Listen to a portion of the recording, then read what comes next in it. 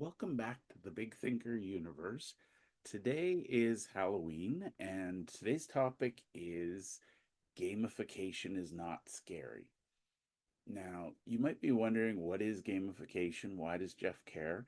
If you don't take away anything else, just understand that gamification looks at anything you do, finds ways to make it fun and rewarding so that our brains want to do it.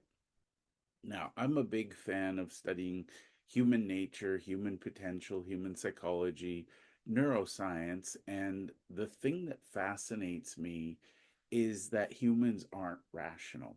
We don't do the things we know we should do, we don't do the things we know we must do, because usually we get distracted by other things. And one of the things I look at is if it's not fun, why would we do it? And I want to address the fact that most people think work should be serious. The reality is, when work is too serious, we have to have a lot of willpower and we have to know exactly what to do and we have to show up ready to do it. And the challenge is, willpower is like anything, it's a source of energy and it gets depleted. Now, here's the thing, if you're doing things you really, really hate, your willpower will get depleted faster. So, for example, if I'm asked to do something repetitive and boring to me, I get really bored with it quickly and I don't want to keep going. Now, if I find a way to make it fun and interesting, then I'll keep going.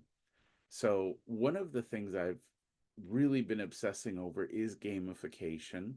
And if you prefer the term habits, go for that. But basically, there is a saying, and unfortunately, I can't remember who said it, but the saying is reward the behaviors you want repeated. And I think B.F. Skinner might have been actually the source of that. Basically, his work was on how do we get people to want to do things and how do we reward the good behaviors. Now, the reality is, if we look at life, usually there's punishment. We do something wrong, we get punished. And that's demotivating and demoralizing. Whereas if we do something right and we get rewarded, it makes us want to do more of that. It releases endorphins, it releases dopamine, basically the feel good hormones. And we say, wow, I like that. Let's do more of that. So, whether you're doing this with your team or with your clients or with yourself, you want to reward the behavior you want repeated. So, as an example, I do every day, first thing in the morning, I record a short 15, 20-minute big thought for the day. Today's big thought is gamification. My reward is I get to post it and then I get to share it with people. I like doing this. Now, this happens every day. It's the first thing I do at the beginning of the day. The reward for me, this is how I get my clients, this is how I share my thoughts, this is how I process my ideas.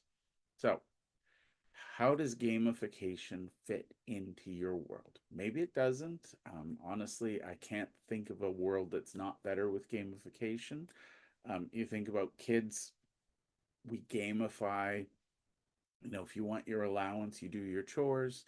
Um, the industry of chore charts came out. People are selling different little charts where you put stars and the kids earn things. The mom calendar is sort of an accountability system. But basically, if you think about your life, everything can be improved with gamification. And again, it's not necessarily a complicated thing. It's basically behavior we want rewarded. Repeat.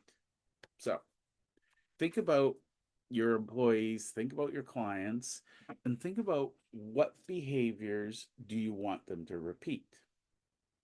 So before you think I'm too theoretical, I'm going to get very practical. I've worked with a lot of salespeople, and one thing I know with absolute certainty is that salespeople don't close deals if they don't communicate with prospects. So the behavior you want to reward is communicating with prospects. It's not a numbers game. It's just pure fact. If you're in sales and you don't talk to somebody to sell your thing, you're not going to sell anything. So you need to think about the behaviors for each role. So for sales, um, you're going to look at, are they prospecting? Are they building relationships?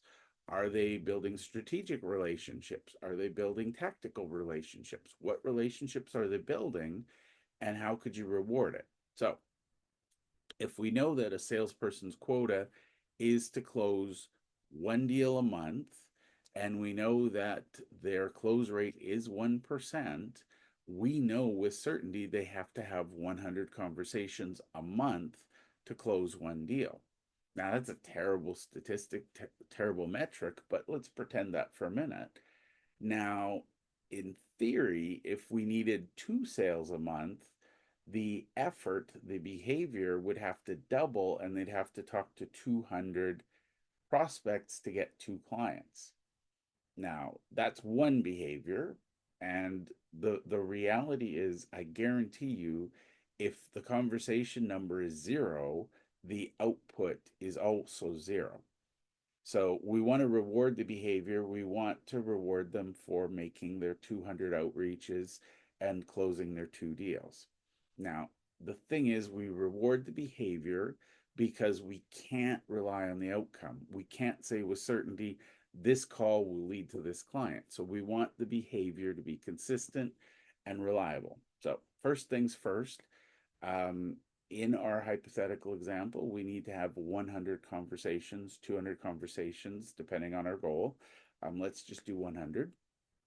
Now, we might have to reach 1,000 people to get 100 conversations. So the behavior we reward there is the number of outreaches.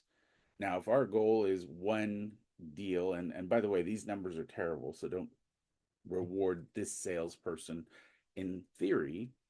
But basically, if you think about it, um, average 20 working days in a month, therefore, I need to make 50 contacts, initial outreaches, whatever it is, a day in order to schedule 100 conversations to get one client. So the way this might work is I have a leaderboard and I track how many initial outreaches I did every day. And so if I reach 50, woohoo, I get a star on the leaderboard. If I don't reach 50, I get a big L because I lost the day. And basically, what we want to do is build those streaks, and we want people to understand what's the most critical behaviors in their world. Now, in yesterday's episode, I talked about 5x5 daily success habits.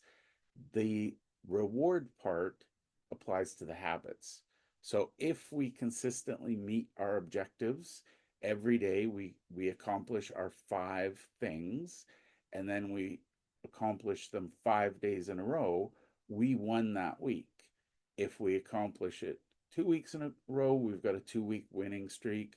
If we accomplish it for the entire month, we win the month. So this is simple, simple life. Basically, we want to win more months than we lose. And if we lose a month, we better have a good reason for it. Um, and by the way, a lot of people will say, well, I need to take breaks, I need to take vacations. Build that in. You're not going to penalize somebody for not doing the behaviors while they're gone. But here's the magic: if you get the right behaviors, they can easily accomplish them and be rewarded for them, and they'll get the result you want. So in my case, we would reward the salesperson for every day they hit their 50 initial outreach. Now, again, doing the math, if we need 100 conversations a month, that means we need to have five a day using our average. So my metrics might be 50 initial outreaches, five conversations. Now, my one close a month doesn't divide, so we can't do that. But let's pretend I had 20, I'd have to close one a day. So I'd win the days I close. But again, that's tied to my outcome, not my behaviors. So my compensation is ultimately based on, did I close a deal in a month? I keep my job because I did it. But the key is the activities that led to the outcome. Now, I believe, and I heard this somewhere, every person in a company should have a number, a metric. And that's what we want to do is figure out what they need to do in order to win the day, to win the week, to win the month, which builds to winning the year. So, maybe reception, there's a metric about their number is how many times the phone rings before somebody answers. There's a way to gamify this. Now, before you think this is all work and it's too complicated, what I like to do is go to ChatGPT and say, ChatGPT, I have this specific role. The outcome that I want is this. The key behaviors that I want to reward are this. How can I gamify it? And what I'll usually do is after I give the context, I'll ask what are some experts that can help me with gamification? And then I'll get into the discussion about how do I gamify it. And to be clear, I'm not exaggerating. It's not necessarily a physical, tangible reward. It's maybe just the inner satisfaction of having met it, or it might be a leaderboard where you get little virtual stars, or if you're really all in, you could buy a actual board and give them actual stars. But it is amazing, and I just want to point out that it was Napoleon Bonaparte who realized that in war people would go to extreme measures and demonstrate extreme bravery just to earn little pieces of ribbon and tin that they could put on their uniforms. So we're not asking people to risk their lives for us, but why wouldn't we reward things?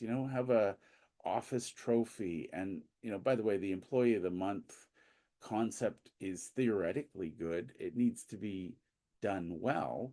And for example, maybe the criteria is to be considered for employee of the month, you have to have won the current month and the previous month.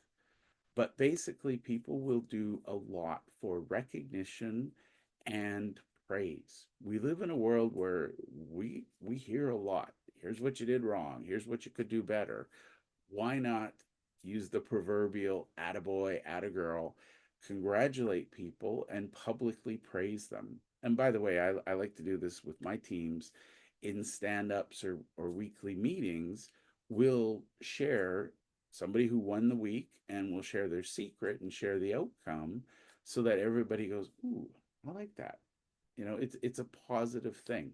So ask GPT, how could I gamify this?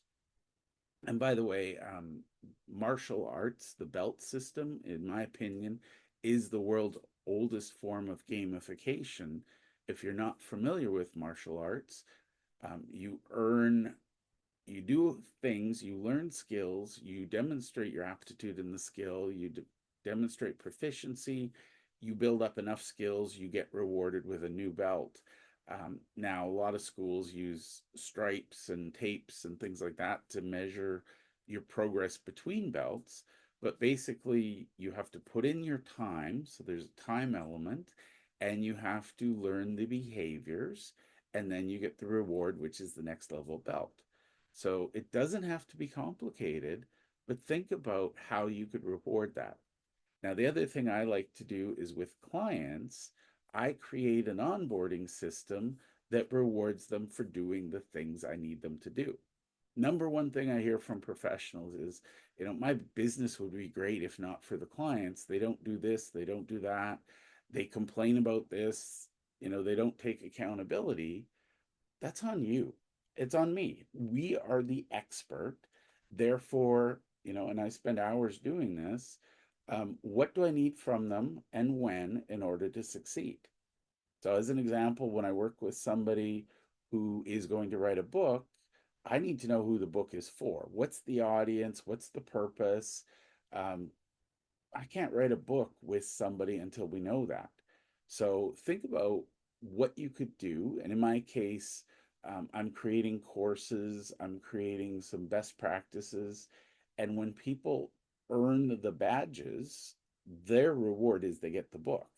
I know with absolute certainty, if you work on one thing a day, over time, you'll be able to create a book. So why wouldn't I reward the steps? And for the record, publishing a book is kind of distant future for a lot of people. So what can I do today to make them want to take the next step?